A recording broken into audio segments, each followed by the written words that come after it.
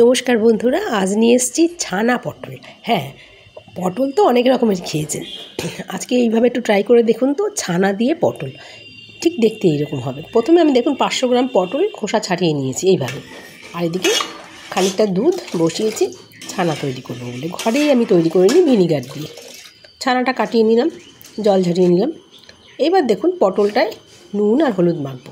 পটলটা একটু তাজা দেখে নেবেন, একটু বড় বড় দেখে নিলেই ভালো হয়। এইভাবে নুন হলুদ মাখিয়ে নিলাম। দেখুন, পটল কম বেশি আমাদের খেতেই হয়, কারণ পটল একটা এমন সবজি মানে বাজারে সবসময় অ্যাভেলেবেল।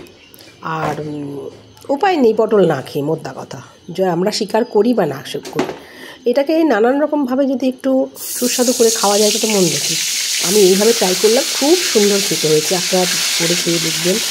দেখুন, আমি প্রথমে এগুলোকে লাল লাল করে ভেজে নেব তেলে। এইভাবে আমি তেলের উপর দিয়ে দিলাম।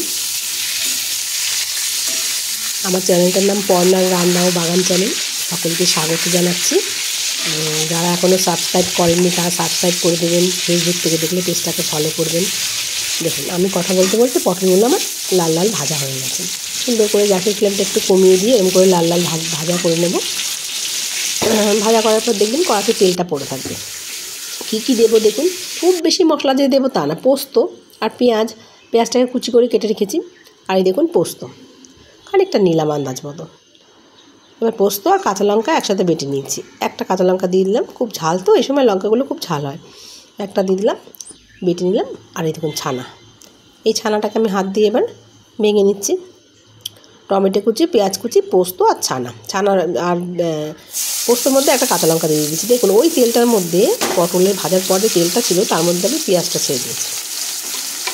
এইভাবে পটল করে খেয়ে দেখবেন। যারা পটল খান না তারাও হাত চেটে খাবেন, সত্যি বলছি, খুব সুন্দর খেতে হয়। আর ওই একঘেয়ে আলু পটলের তরকারি আর ভালো লাগে না খেতে। এইভাবে করে খেয়ে দেখবেন। এবার টমেটোটাও আমি দিয়ে দিয়েছি, নাড়াচাড়া করবো। একটু ভাজা ভাজা হলে তারপর আমি ছানাটা দিয়ে দিচ্ছি। ছানাটাও একটু ভাজা ভাজা করবো করে তারপর আমি পোস্তটা দিয়ে দেবো। ব্যাস, সিম্পল। এইটুকুই আমার মশলা বলতে আমার এইটুকুই হয়ে গেছে। এবার আমি পোস্ত বাটাটা দিয়ে দিলাম। সব মশলাই অল্প অল্প দেবো দিয়ে। আর যে কোনো তরকারি না ছানা দিয়ে করলে দেখবেন তাতে খুব টেস্ট হয়। অল্প মশলায় খাওয়া যায়, একটা তেলও বেরোয়, ছানার নিজস্ব টেস্ট হয়। আর আমি পোস্ত ধোয়া জলটা দিয়ে দিচ্ছি। এইবার আমি পটলগুলোকে দিয়ে দেবো। ভিডিওটা কাটবেন না, রান্নাটা খুবই ছোট। আর এইভাবে করে খেয়ে দেখবেন, খুব ভালো হয় খেতে। আমি তো করি মাঝে মধ্যে নানান রকম এক্সপেরিমেন্টাল খাবার। এইটা নতুনত্ব করলাম, আপনারাও করবেন। কথা বলতে বলতে মশলার কষানো হয়ে গেছে, পটলগুলোকে এবার দিয়ে দিচ্ছি। দেখুন, নাড়াচাড়া করব। এইভাবে নাড়াচাড়া করে একটু চিনি মিশিয়ে দেব। আমি কিন্তু কোনো জল দেব না, ওই যা জল, ওই ধোয়া জলটা, পোস্ত ধোয়া জলটা একটু দিয়েছি, ব্যাস। পটলে এমনিই জল ওঠে। দেখুন, একটু চিনি দিয়ে দিলাম, একটু মিষ্টি মিষ্টি ভাব হবে। প্রায় হয়ে এসছে আমার রান্নাটা। চ্যানেলটা ফলো করবেন। আবার এরকম নতুন নতুন রান্না পেতে গেলে নোটিফিকেশান যাবে, তাই সাবস্ক্রাইব করবেন চ্যানেলটাকে। লাইক কমেন্ট তো আছেই। রান্না করে খেয়ে জানাবেন কেমন লাগলো। দেখুন, আমার হয়ে গেছে। এবার আমি একটা প্লেটে তুলে পরিবেশন করব।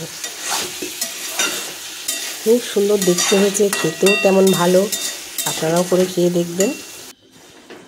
বাস, হয়ে গেছে। এইবার আমি এই প্লেটে তুলছি। কি সুন্দর রঙটা হয়েছে দেখুন। এই একটা তরকারি দিয়েই আপনি ভাত খেয়ে ফেলতে পারবেন। আমি প্লেটে তুলে নিলাম। দেখছেন রঙটা কি সুন্দর হয়েছে, একদম গা মাখা মাখা হয়েছে। তেল ছেড়ে দিয়েছে, ছানার তেলও আছে খানিকটা। নমস্কার, সবাই খুব ভালো থাকবেন। আবার পরবর্তী রান্না নিয়ে আবার আসবো।